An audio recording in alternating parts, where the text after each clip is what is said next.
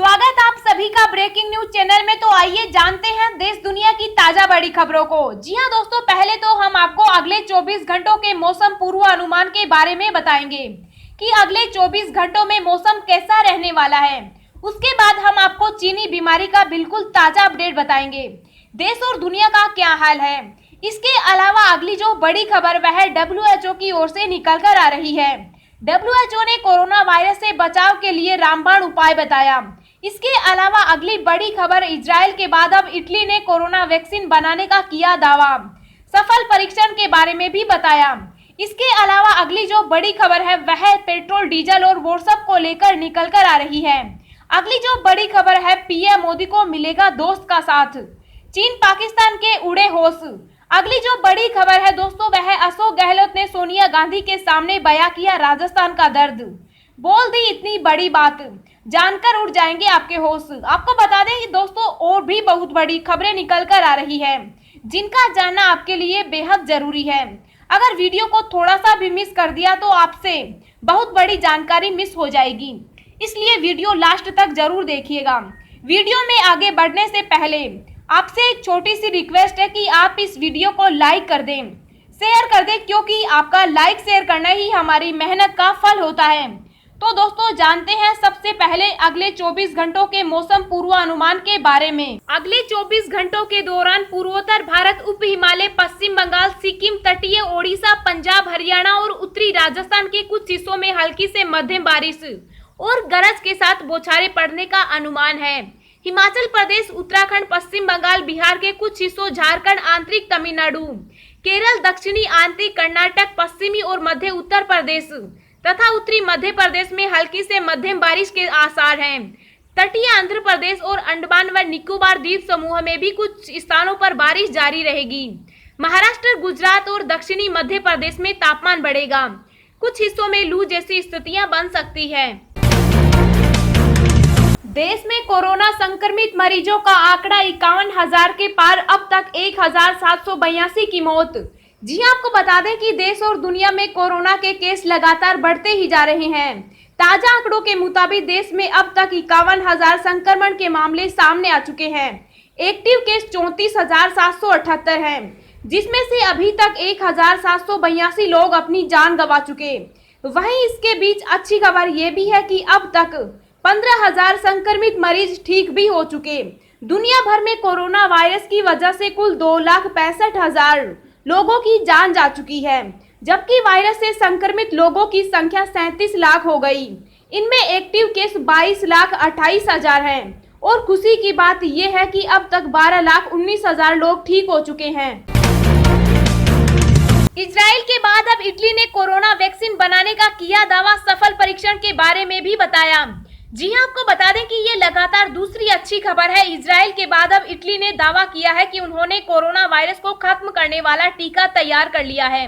जी हां, दुनिया में कोरोना वायरस का एक और टीका तैयार हो गया है। इटली के वैज्ञानिकों ने कोरोना वायरस को मारने वाले टीके की खोज कर ली है। वैज्ञानिकों का दावा है कि नया टीका कोरोना वायरस को मानव शरीर में ही मार सकता है। बताते चले कि हाल ही में इजराइल के रक्षा मंत्री नफ्ताली का दावा है कि उनके देश ने कोरोना वायरस को मात देने वाला वैक्सीन ढूंढ लिया है। इटालियन न्यूज एजेंसी ANSA के मुताबिक इटली के वैज्ञानिकों ने नए टीके को अस्पताल में टेस्ट किया है। एक चूहे पर हुए इस टीके की जांच ने चमत्कारिक रिजल्ट दिए हैं।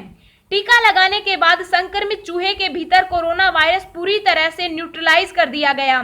उन्होंने कहा कि नया टीका मानव शरीर के भीतर ही कोरोना वायरस को मार सकता है। हम जल्दी ही इसके ह्यूमन टेस्ट शुरू करेंगे।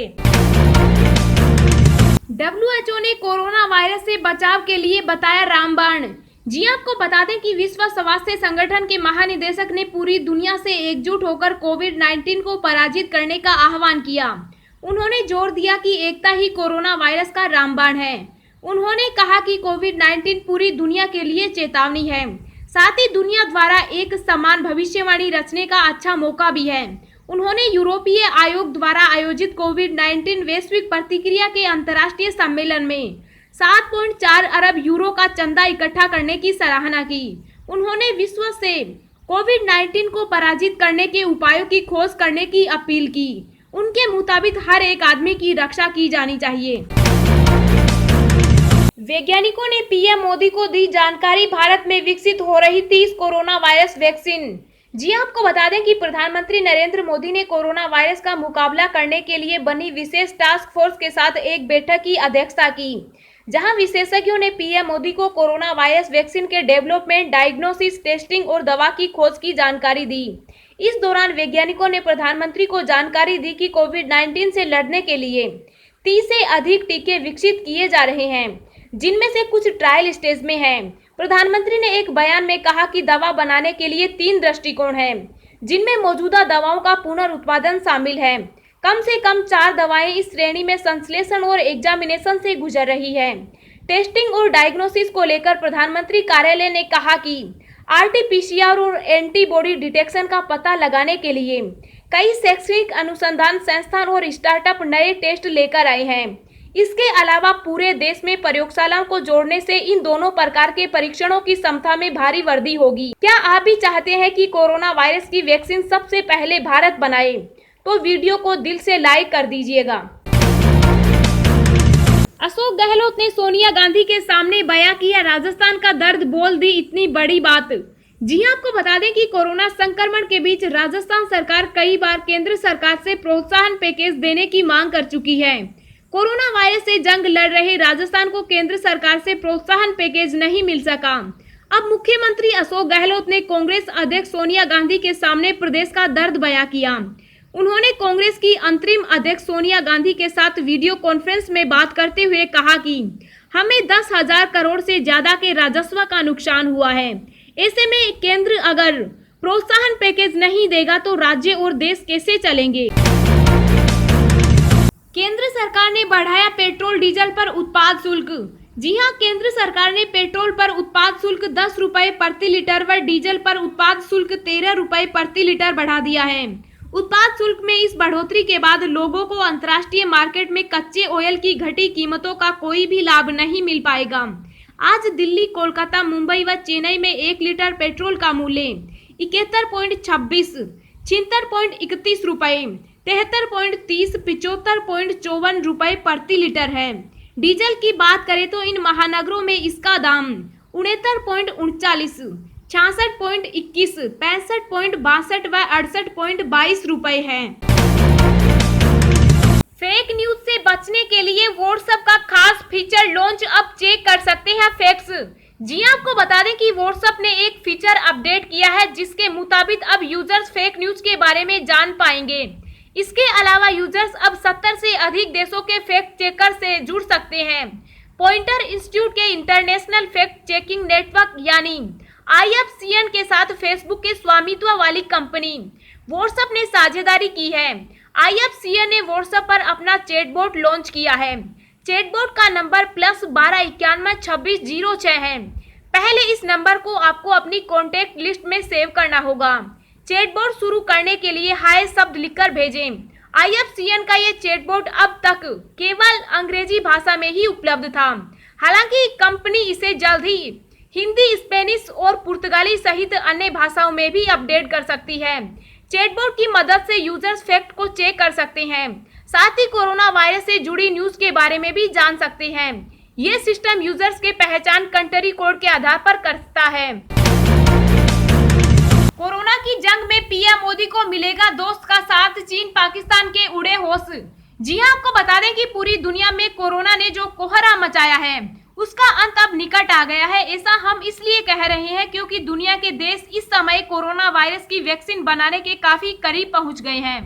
अब तक की सबसे बड़ी सफलता इजराइल को मिली है, जिसने सभी तरह के ट्रायल के बाद कोरोना की वैक्सीन बना ली है।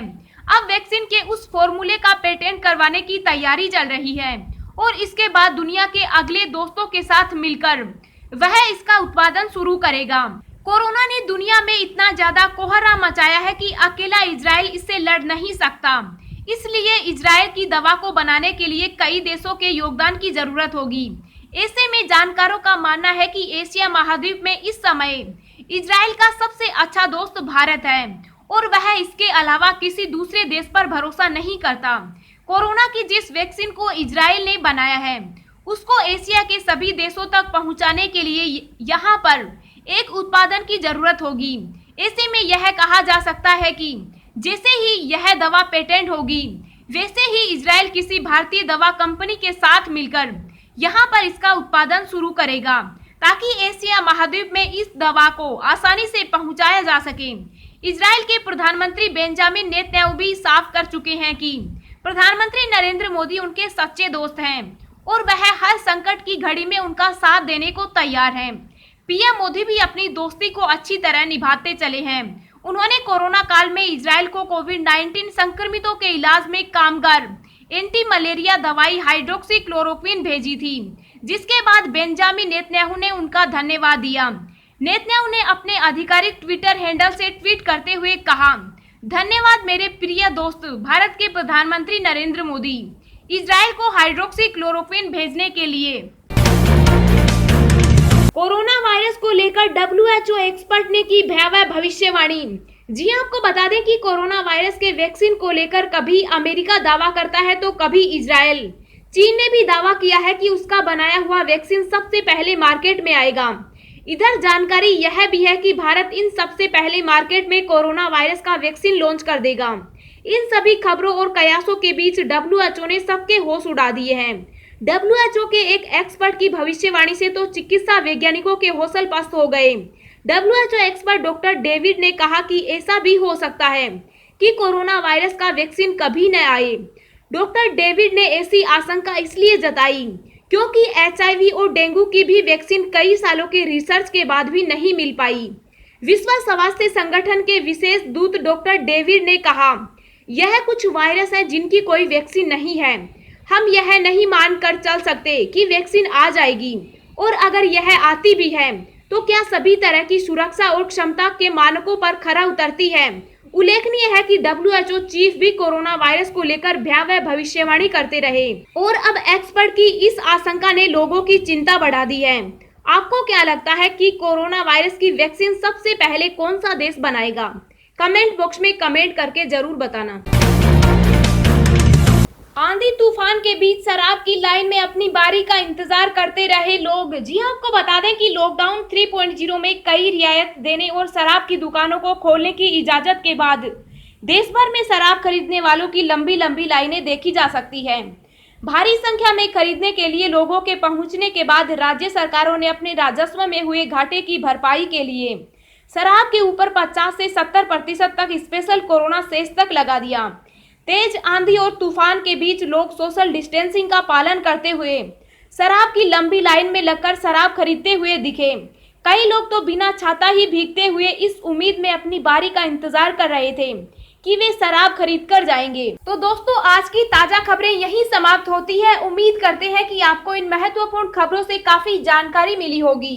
हम आपसे इसके बदले में बस इतना ही चाहते हैं कि आप इस वीडियो को लाइक कर दें, शेयर कर दें, क्योंकि आपका लाइक शेयर करना ही हमारी मेहनत का फल होता है।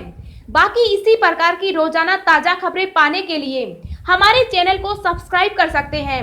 सब्सक्राइब करने के साथ साथ बेल का आइकन जरूर दबाएं, ताकि हम जो भी वीडियो डालें वह आपके पास सबसे पहले पहुंचता रहे। वीडियो देखने के लिए धन्यवाद।